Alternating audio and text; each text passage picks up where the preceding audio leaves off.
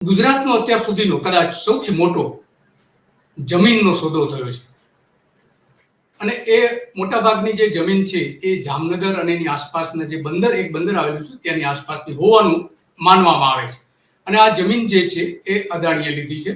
તો આજે એની વાત કરવી છે કે આ જમીનના સોદા પાછળ શું કારણ છે, કારણ કે ગુજરાતનો સૌથી મોટો પ્રોપર્ટીનો જો સોદો હોય તો શું કારણો છે એ થોડા આપણે સમજવા છે. કારણ કે ત્યાં અદાણીએ આજથી 9 મહિના પહેલા કહ્યું હતું કે જામનગર અમે પેરિસ બનાવી દઈશું, કે ભારતનું પેરિસ બનાવી દઈશું, એવું સ્વપ્ન પણ બતાવ્યું હતું. તો અદાણી બીજી બાજુ ત્યાં જ નજીકમાં જ દ્વારકા અને ખંભાળિયાની આસપાસમાં 765 કેવીની વીજ લાઈન પણ લાવી રહી છે અને ખેડૂતો એનો વિરોધ કરી રહ્યા છે. ત્યારે એવા સંજોગોમાં આ સોદો થયો છે, કારણ કે બજાર કિંમત કરતા લગભગ 97% નીચા ભાવે આ સોદો થયો છે, જે કોઈ લોકો માની શકે એમ નથી. જો કે એવું કહેવાય છે કે આ જમીન સોદો નથી પણ એક પ્રકારની સમજૂતી છે. લગભગ જે કુલ જે જમીન છે 6692 કરોડ એટલે કે 6700 કરોડની આસપાસની જમીન છે બજાર ભાવ પ્રમાણે, અને એમાં 219 કરોડમાં અદાણીએ સોદો કર્યો છે એવું સત્તાવાર રીતે જાહેરાત કરવામાં આવી છે. અને લગભગ 34 લાખ ચોરસ ફૂટ જમીન એ થાય છે અને એ એટલા માટે આ જે સોદો થયો છે. તો એમાં જે જાહેરાત કરવામાં આવી હતી કે કોઈ પણ વ્યાપારી વેચાણ નથી એવું જે જમીન આપનારા ત્યાંના જે પૂર્વ રાજવી છે એમણે જાહેરાત કરી છે, પરંતુ અદાણી તરફથી આ અંગેની હજુ કોઈ જ સ્પષ્ટતા કરી નથી, કારણ કે બજાર કિંમત કરતા માત્ર 3% કિંમત આપીને એ કરવામાં આવી છે. તો આ કેમ થયું છે એ સવાલ ઉભો થાય છે અને એટલા માટે ત્યાંના જે પૂર્વ રાજવી છે એમણે એવું કહ્યું હતું કે જામનગરના આધુનિકીકરણ અને વિકાસ માટે મેં આ કર્યું છે, જોડાણ પૈસા કમાવા માટે મેં નથી કર્યું, એવું એમનું દલીલ છે. પણ બહુ એ ગળે ઉતરે એવી નથી લાગતી, કારણ કે ઇન્ફ્રાસ્ટ્રક્ચર અને રિયલ એસ્ટેટ પ્રોજેક્ટ અહીંયા કદાચ બની શકે અને બંદર ઉપરના વિકાસ પણ થઈ શકે છે. કારણ કે 9 મહિના પહેલા ગૌતમ અદાણીના જે ભત્રીજા જે છે પ્રણવ એમણે પૂર્વ રાજા સાથે અહીંયા જામનગરના જે છે એમની સાથે વાત કરી હતી અને શત્રુશૈલ્ય સાથે વાત કરી હતી. અને અદાણીનું જે ગ્રુપ છે હાઈ વુડ્સ ઇન્ફ્રાસ્ટ્રક્ચર, એમણે આ અત્યારે ચાલી રહેલો કુલ લગભગ 7 જેટલી મિલકતો નો આ સોદો થયો છે. કઈ કઈ મિલકતો છે હજુ સ્પષ્ટ નથી, એના સર્વે નંબર આ તે બધું બતાવવામાં આવ્યું છે અને કદાચ બની શકે કે ત્યાં રેસિડેન્શિયલ ટાઉનશીપ બનાવવામાં આવે, પણ એ જમીન જે છે એ મોટાભાગે વ્યાપારિક ઉપયોગ માટે લેવામાં આવે એવી શક્યતાઓ સૌથી વધારે દેખાઈ રહી છે. અને એટલા માટે આ જમીનની ચર્ચા આજે આખા ગુજરાતમાં થઈ રહી છે અને ઘણા બધા નેશનલ મીડિયા પણ આમાં ઇન્ટરેસ્ટ લઈ રહ્યા છે. તો આ કેમ થયું એ સવાલ છે. સવાલ એ આવીને ઉભો છે કે નજીકમાં જે રોજી પોર્ટ જે છે એના ઉપર કદાચ બની શકે કે કેન્દ્ર સરકાર એને રોજી પોર્ટ અદાણીને આપી દે. બાલકેશ્વરી અને પીટર સ્કોચ પાર્ક પણ ત્યાં નજીકમાં આવેલું છે. તો આ બધું જે છે એમાં 11 કરોડની સ્ટેમ્પ ડ્યુટી પણ આપી છે. આની સાથે જે જાડેજા વંશના જે છે ડોક્ટર જયેન્દ્રસિંહ જાડેજા, એમણે આ ક્રિટિસાઇઝ કર્યું છે. એમણે કહ્યું છે કે જાડેજા વંશનું ગૌરવ એવી મહામૂલી મિલકત હજારો માથા કાપીને મેળવવામાં આવી હતી, એવી મિલકત પાણીના ભાવે નાખી દેતા ભાવે આપી દેવામાં આવી છે. અને જાણીતી કંપની એના એક સેન્ડર ઉપર એમને મૂકેલું છે, આપણે જે પાછળ જોવાના છીએ કે એ કૌભાંડી કંપનીને આપી દીધી છે એવું એમનું કહેવું છે. આવી જ જો વડવાઓ ભવ્ય ઇતિહાસ જરા એમનું કહેવું છે તો એમનું મ્યુઝિયમ બનાવવું હતું તમારે અને દીકરીઓની છાત્રાલય માટે તમારે જમીન આપી હતી, તો અદાણીને કેમ આપી? સવાલ એમણે ઘણા બધા ઉભા કર્યા છે અને અદાણી વિશે કેટલાક પેલા શબ્દો પણ વાપરેલા છે જે આપણે અહીંયા બોલતા નથી. સામાન્ય વ્યક્તિ ઓછા ભાવે સોદો કરે તો સરકારે પરાણે પૂરી સ્ટેમ્પ ડ્યુટી ભરાવે છે, તો આવો સોદો સરકારે નામંજૂર કરવો જોઈએ એવું પણ એમણે કહ્યું છે.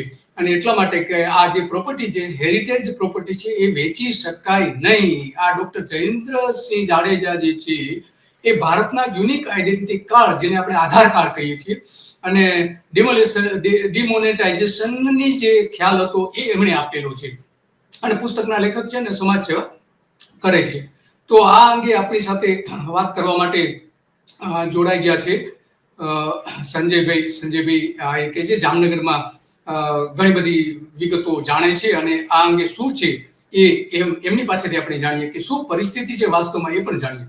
જી, શું વાત છે? જે દિલીપભાઈ, ગુજરાત રિપોર્ટ્સના તમામ દર્શકોને મારા તરફથી નમસ્કાર છે. તમને આ વિષય પર મને જે મોકો આપ્યો છે બોલવા માટે બદલ આપનો પણ આભારી છું. વાત જયારે આવે કે જામનગર ની અંદર જે શત્રુશૈલ્યજી છે, જે રાજવી છે જામનગરના, એમણે અદાણી ગ્રુપને જે છે એ આખું છે એમનું જે પોતાનું વર્ષોથી વસાવેલું, મતલબ કે પ્રજાનો પણ એની અંદર ખૂબ જ પ્રજાનો પણ હાથ છે. આજે તમે વિચાર કરો કે ભૂચર મોરીનું જયારે યુદ્ધ થયું હતું, એ સમયમાં જામનગર જિલ્લાની તમામે તમામ જનતાએ રાજાની પડખે ઉભી હતી અને એ યુદ્ધની અંદર ઘણા બધા શૂરવીરોએ પોતાના જીવો આપ્યા હતા, બલિદાનો આપ્યા હતા, શહીદ થયા હતા. આજે પ્રોપર્ટી જે છે એનો કાયદેસરનો જો અધિકાર હોય, કોઈ પણ રાજાની જે પ્રોપર્ટી છે એનો કાયદેસરનો અધિકાર જે છે એ પ્રજાનો છે.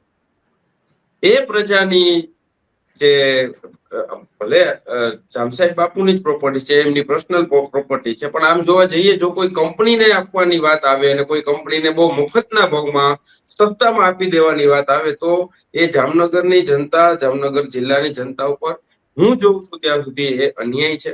ક્યાંક ને ક્યાંક રીતે શત્રુશૈલ્યજીએ જે આ ડિસિઝન લીધું છે એ ડિસિઝન એ પ્રમાણમાં એટલું યોગ્ય નથી. આ જ જગ્યા ઉપર જે તમે વાત કરી, આ જ જગ્યા ઉપર જો હોસ્પિટલો અદાણી બનાવવાની હોય, જનતાના હિત માટે સ્કૂલો બનાવવાની હોય, યુનિવર્સિટી બનાવવાની હોય, કોલેજો બનાવવાની હોય તો વાત અલગ છે.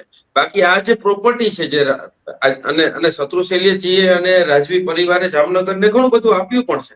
જેમ કે તમે તળાવની પાળ જોઈ લો, જેમ કે તમે ભુજિયો કોઠો જોઈ લો, જીવાદોરી સમાન સસોઈ ડેમ જોઈ લો,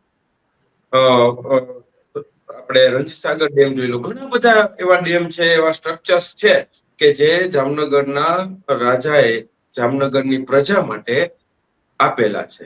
ત્યારે આજે આ અદાણી કંપની છે એ તો બિલકુલ એક પ્રકારની ઈસ્ટ ઇન્ડિયા ટાઈપની કંપની છે. એ ઈસ્ટ ઇન્ડિયા ટાઈપની કંપની આપણે એટલા માટે કહી રહ્યા છીએ દિલીપભાઈ, કારણ કે તમે જુઓ કે છેલ્લે જે આ વીજલાઈનનો પ્રશ્ન આવ્યો છે અને ખેડૂતો એટલા બધા હેરાન છે, એટલા બધા પરેશાન છે અદાણી કંપનીથી, એ અદાણી કંપની અહીંયા કઈ રીતનું ભલું કરવાની છે એ મોટો સવાલ છે. અને જો આમાં કદાચ તમે સમજો કે અદાણીને એવું તે શું થયું જામનગરની અંદર, આટલા બધું જ ઇન્ડિયાની અંદર બધું મૂકી અને જામનગરની અંદર એને ડેવલપ કરવાનું એવું તે શું સૂચ્યું? કદાચ ક્યાંક એવું થાય ચલો કે અંબાણી અહીંયા વર્ષોથી કમાઈ ગયું છે જામનગરથી અને અદાણીને અહીંયા ડેવલપિંગ કરવું છે, આ વિચાર, આમાં શંકા ઉદ્ભવે છે, આમાં ખૂબ શંકા છે. અને ક્યાંક ને ક્યાંક જામસાહેબ બાપુને આમાં વાતોમાં લઈ આવીને છેતરામણી, લોભામણી કંઈક વાત થઈ છે અને કદાચ આમાં જામનગરની જનતા પણ ક્યાંક ને ક્યાંક છેતરાઈ રહી હોય એવું મને દેખાઈ રહ્યું છે. બરાબર છે. તો આપનો ખૂબ ખૂબ આભાર કે તમે આ બધી વિગતો આપી. આમાં વાસ્તવમાં પરિસ્થિતિ એવી છે કે આ જે જમીન જે આવી એના પહેલા 2022માં નરેન્દ્ર મોદી ત્યાં ગયા હતા અને એમણે પાઘડી પહેરાવી હતી. એ વિડીયો પણ આપણે જોઈએ કે એનો સન્માન કર્યું. એના 2 વર્ષ પછી, બરાબર 2022 અને 2026માં